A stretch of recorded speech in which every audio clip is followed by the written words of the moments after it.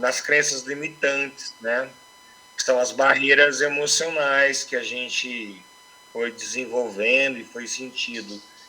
Alguns livros trazem que as crenças acontecem até os 7 anos, né? Algo que você viu, sentiu, ouviu e que ficou gravado. Então a PNL vai te ajudar a fazer essa reprogramação. Bom, aí vieram algumas técnicas, a gente falou.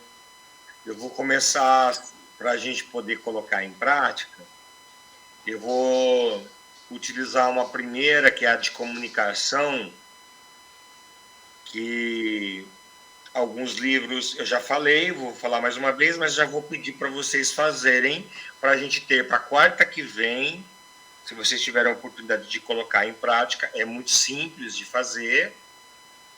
E aí a gente dá esse conteúdo, essa parte assim, ela é rápida, simples, e a gente dá como terminado isso, né, como entendido.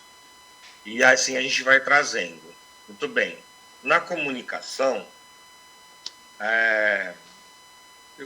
eu gostaria de colocar o seguinte.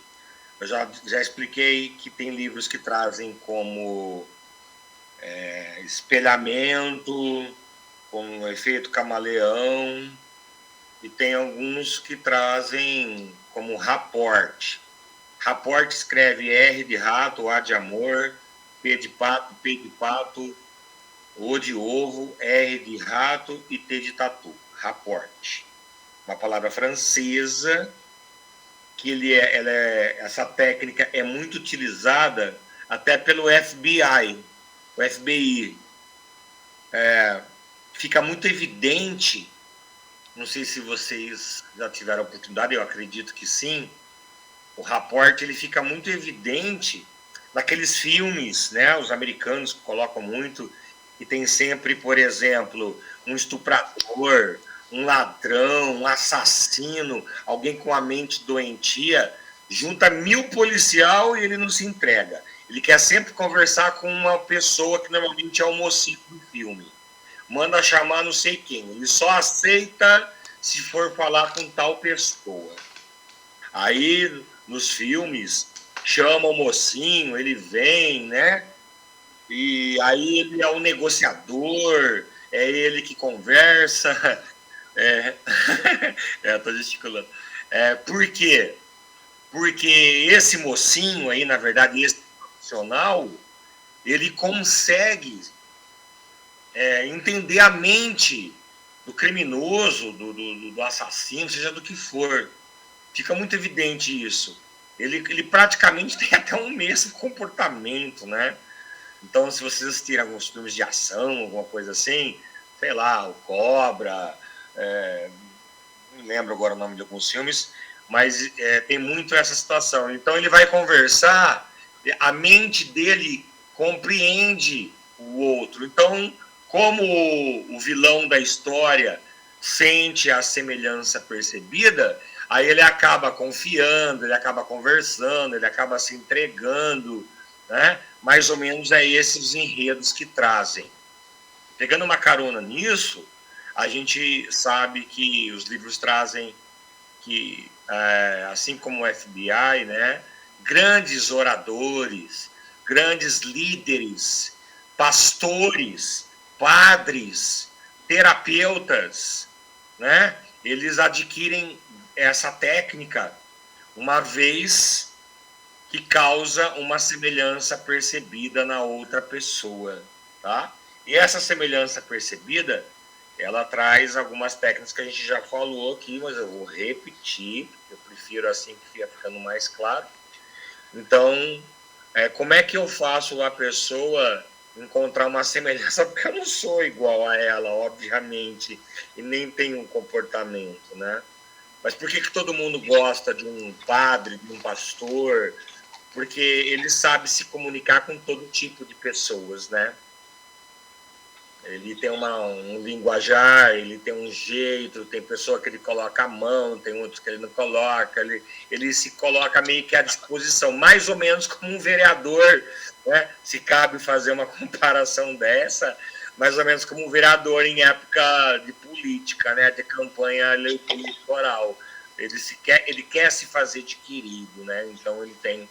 Então, essa técnica, ela tem como fundamento você conseguir criar uma sintonia com a pessoa, né?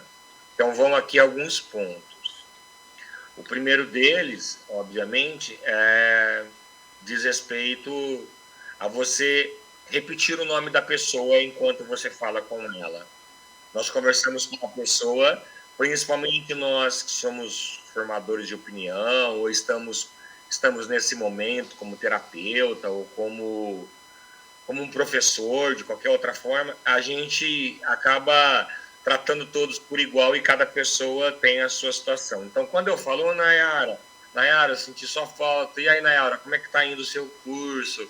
Ou, Nayara, de repente, a Nayara, ela sente uma proximidade muito maior.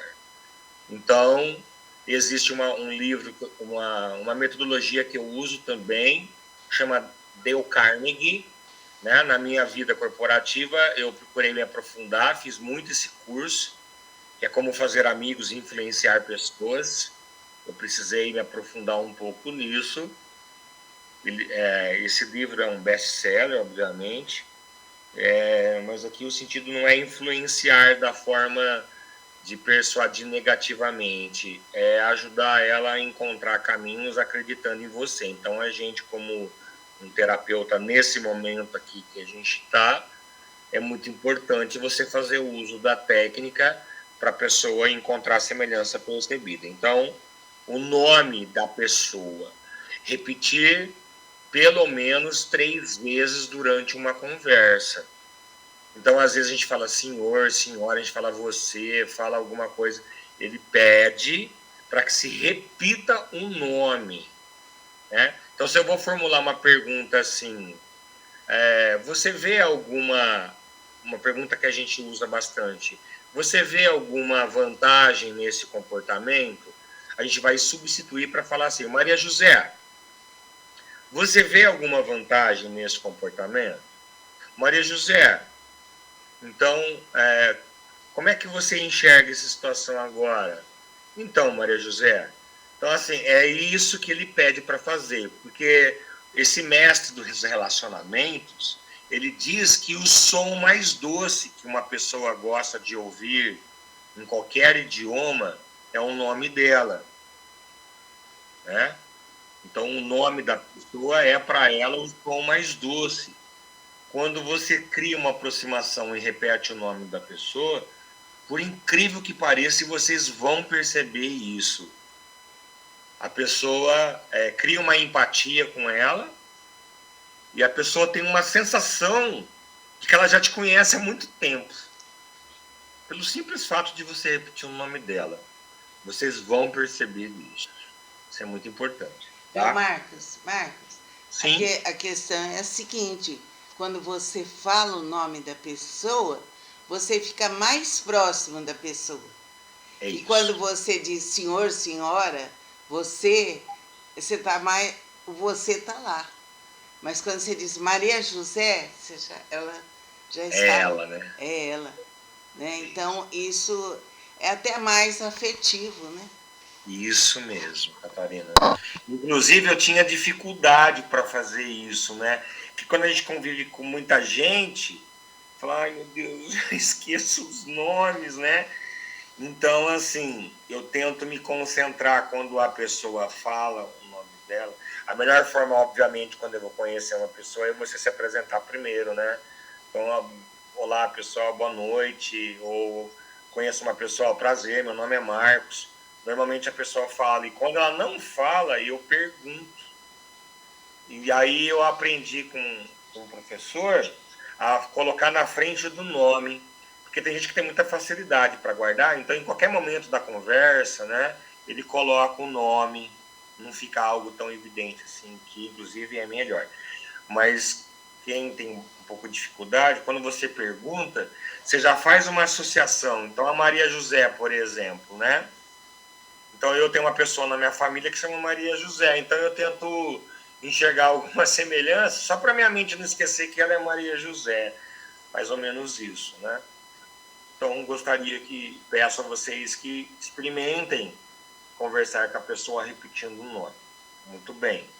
Outra coisa que ajuda é quando a gente procura trazer o mesmo tom de voz, né? Então, tem gente que fala baixinho e tem gente que fala alto, né? Então, é um exercício para nós mesmos, porque se a gente já fala alto, é difícil falar baixinho, né?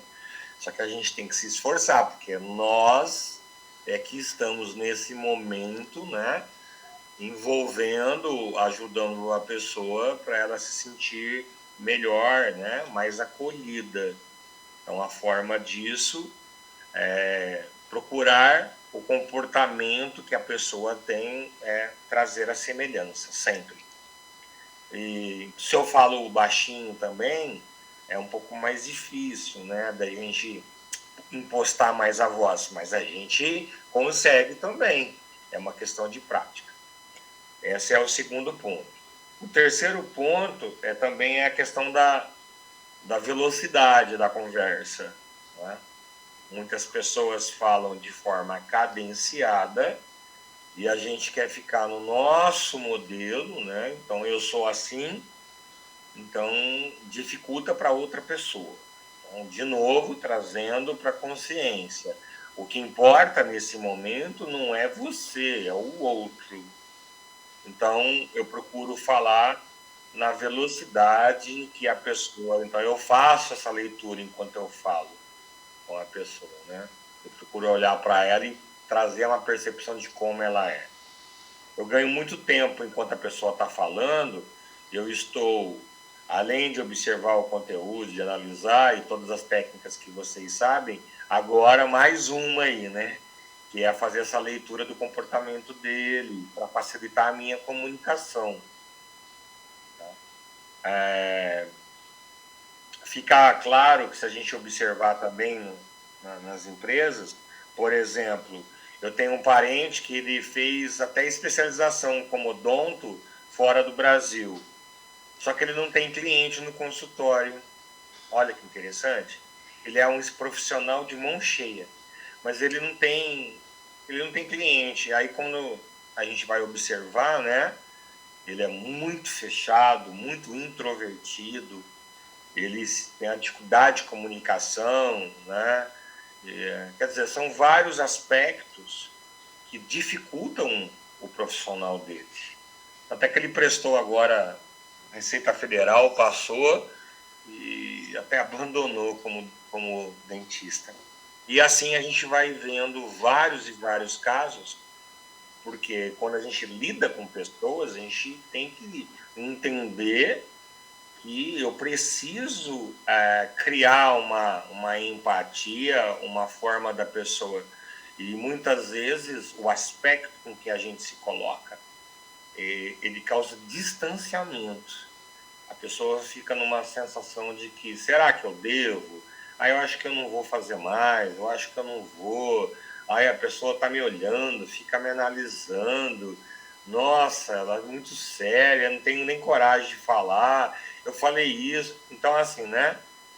Acredito que vai ajudar bastante no trabalho aí, nesse relacionamento, nessa comunicação. Viu, Marcos? Então, nessa questão que você está colocando aí, o que eu senti, não sei se você percebeu também, Cidinha, Nayara, Maria José, Denise, é que você, nesse trabalho, você fica muito mais consciente.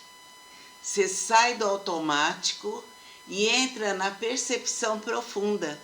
E é isso que é importante, da gente estar consciente de um processo de comunicação, né?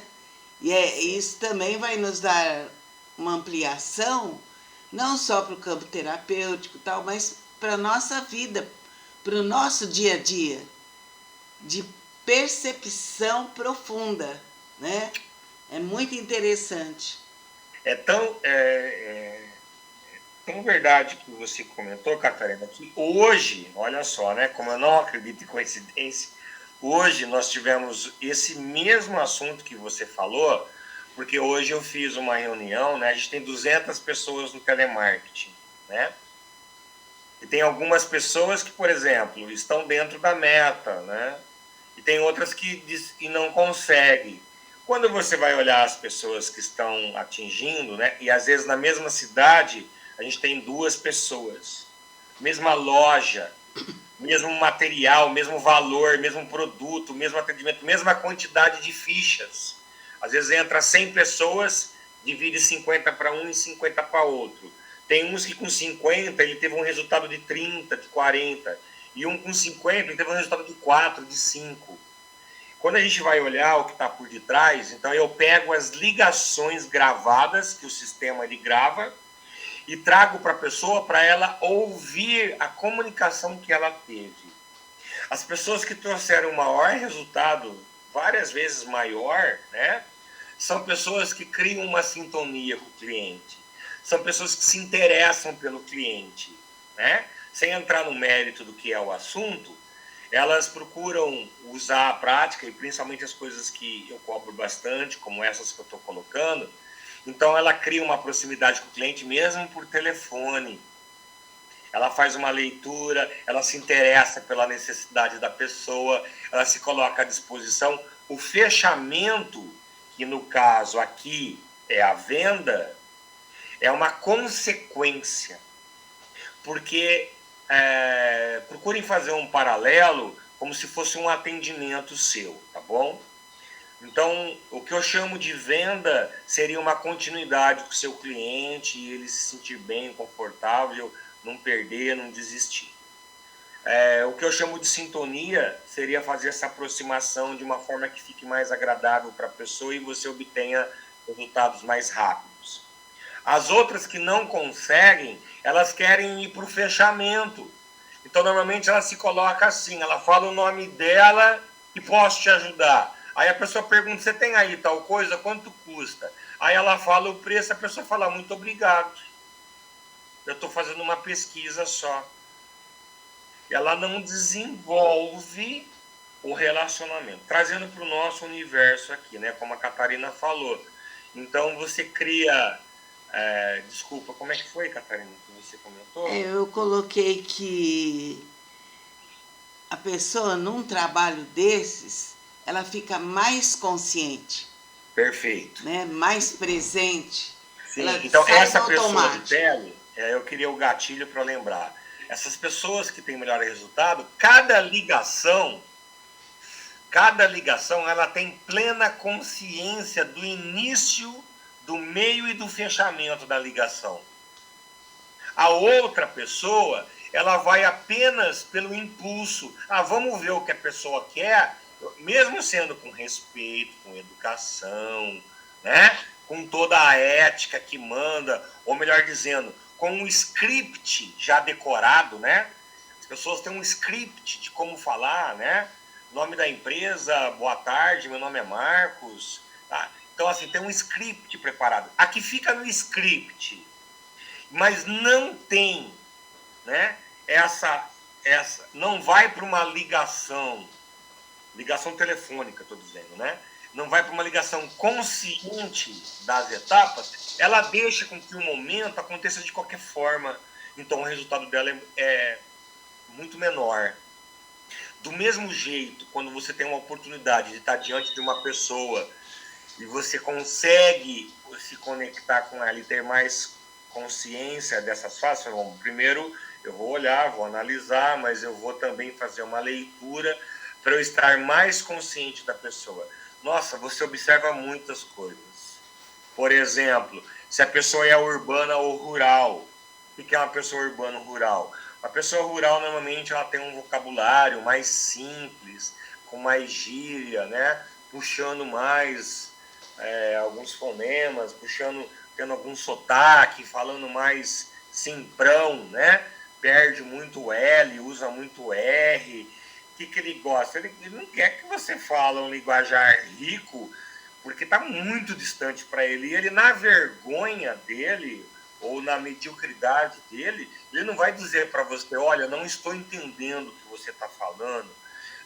Então ele se sente mais como um aluno, exatamente como um aluno, mais simples, que você está num contexto, ele nem vivenciou aquilo, ele não entende. Às vezes ele discretamente se projeta a levantar a mão, ele dá essa oportunidade, inclusive, para a gente, mas numa segunda tentativa ele já prefere ficar na zona de conforto, então ele se retrai. Cabe a mim, nesse momento, né, entender a linguagem dele e me aproximar dele.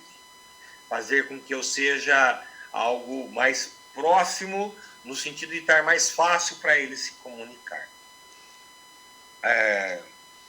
Trago também a situação da leitura que a gente pode espelhar também, do rapport, enquanto gestual, enquanto linguagem corporal. Nós estamos falando aqui de tom de voz, de altura, velocidade, de repetir um nome. E uma coisa que é importante é a gente abrir sorrisos enquanto a gente fala, principalmente de coisas gostosas, de coisas boas. E aí a nossa energia, que a gente está doando um pouco, né? Porque, por incrível que pareça, a maioria das pessoas, elas falam de assuntos alegres ou tristes de uma mesma forma, né? É muito comum a gente ver a pessoa falar assim, ó, eu comi uma feijoada, você ouviu muito bem, mas você não entendeu essa feijoada como estava, se ela estava boa, se estava ruim. Quando a gente começa a entender um pouco melhor tudo isso, quando a pessoa fala assim, ó, eu comi uma feijoada, você começa a entender que só de você olhar para ela, ficou claro que a feijoada estava péssima ou que a feijoada estava deliciosa.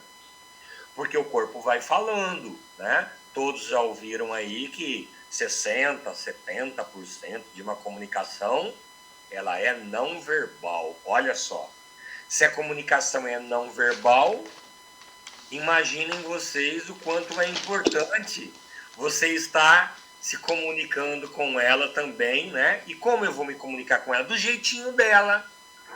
Então ela gesticula, eu gesticulo, ela abre sorriso, eu abro sorriso, ela fala mais sério, ela balança a cabeça, ela levanta a sobrancelha, ela tem expressões e eu procuro fazer as mesmas expressões para ajudar.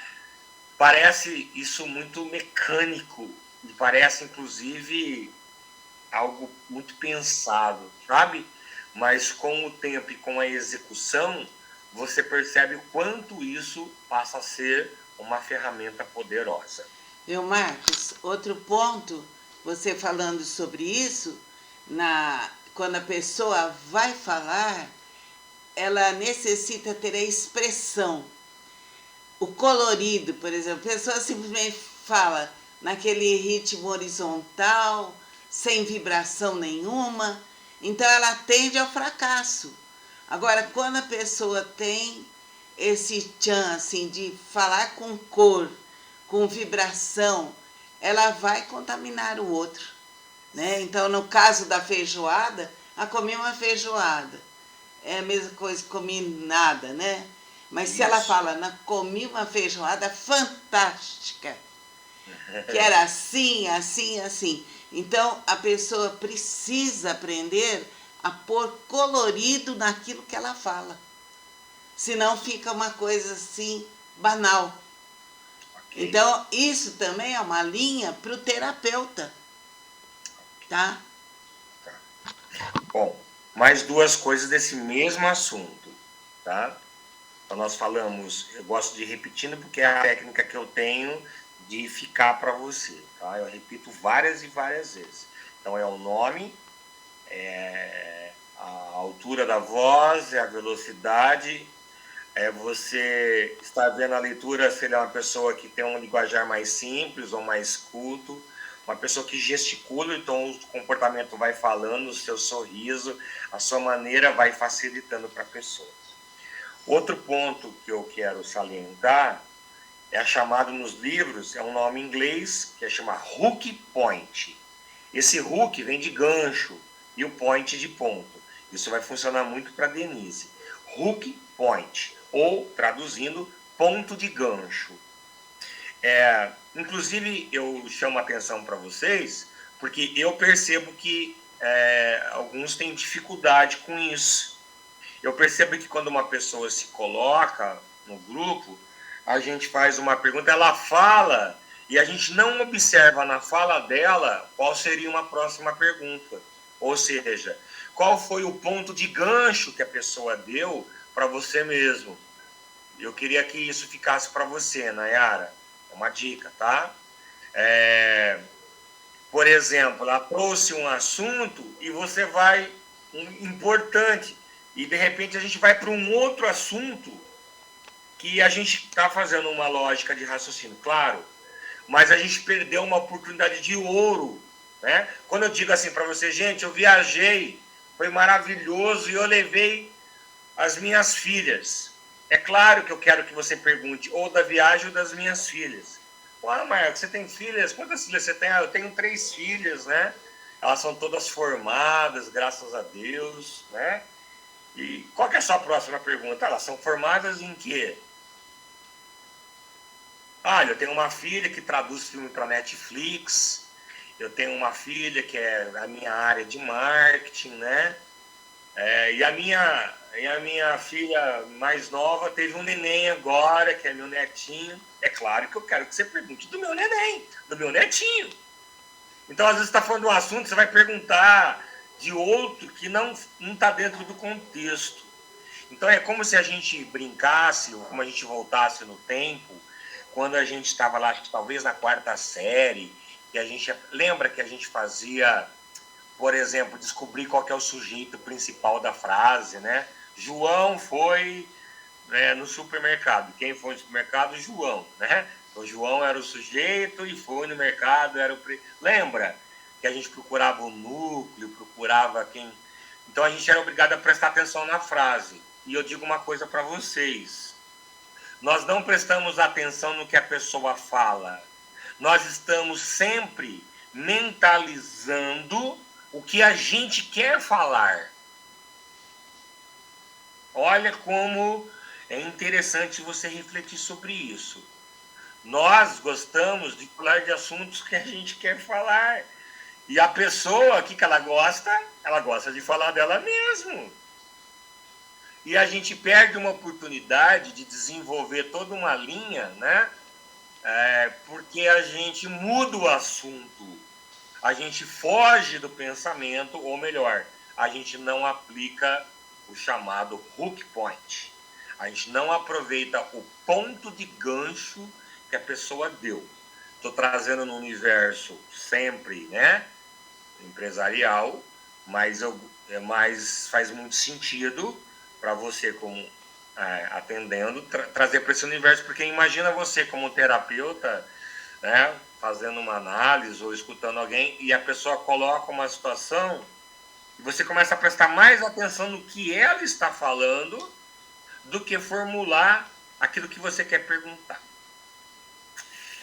Acredito que isso também é uma ferramenta. Claro que com todas as técnicas que vocês têm, né, você precisa buscar uma linha de entendimento. Eu não estou aqui falando que isso está errado. Eu estou trazendo só uma nova ferramenta, até talvez para você poder puxar o fio do novelo aí, né, o fio da meada que a gente fala, puxar e trazer o que está por isso. Pegando simplesmente uma carona naquilo que ela está falando. Temos apenas 2 minutos, eu prefiro que a gente termine aqui. Tá né? bom. O que você mais gostou, Nayara? Vamos falar rapidinho para a gente aproveitar esses 2 minutinhos. O que ficou para você? Eu sei que eu gostei mais dessa questão do nome. Eu acho que quando a pessoa é chamada pelo nome, essa questão de ser mais acolhida é um ponto assim muito importante, bem fundamental. Ok. Maria José, o que mais ficou para você? Tá fechado o áudio, Maria José. Essa parte, tudo, né? Eu acho que tudo faz parte. Mas uma coisa que você pensou assim, tipo, amanhã você já vai fazer. Eu acho que é o nome, né? E o tom de voz, ok, né? Porque... Denise, obrigado. Denise, para você. O cliente quer ser ouvido. Ele quer ser ouvido. Ele quer falar, né?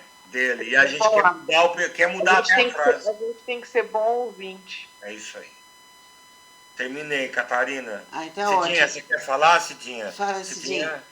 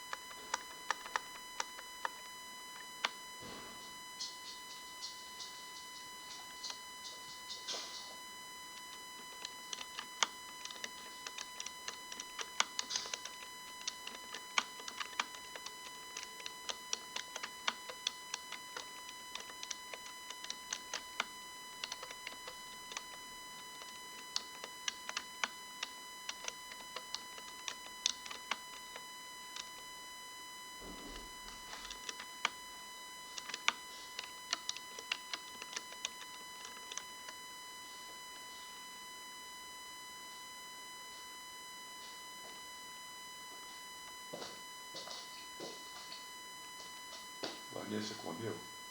Comeu. Pode fechar tudo? Pode. Acho que ela fechou.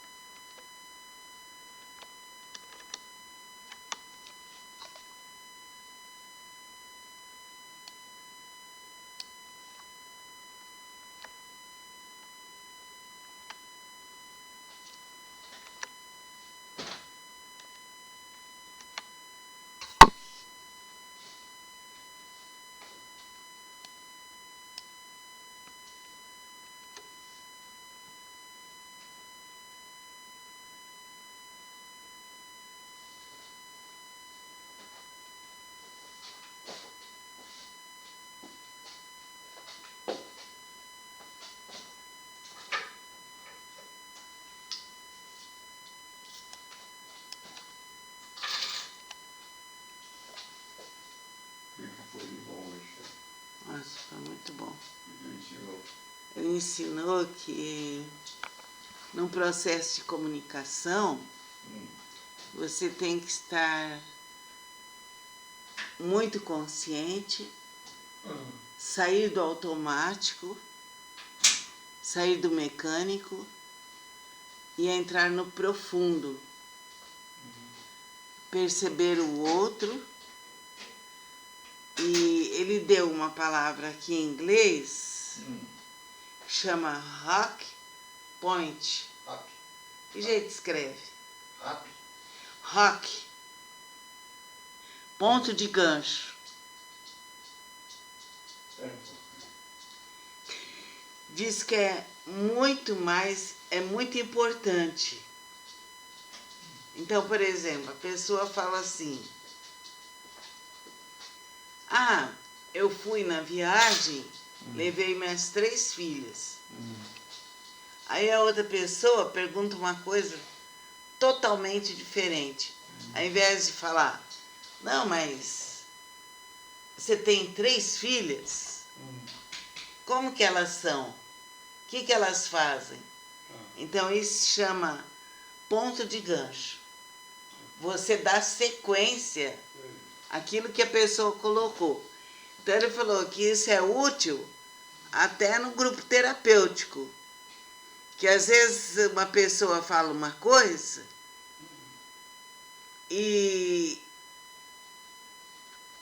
a outra pessoa faz uma pergunta totalmente diferente, sem usar o ponto de gancho. É hack point.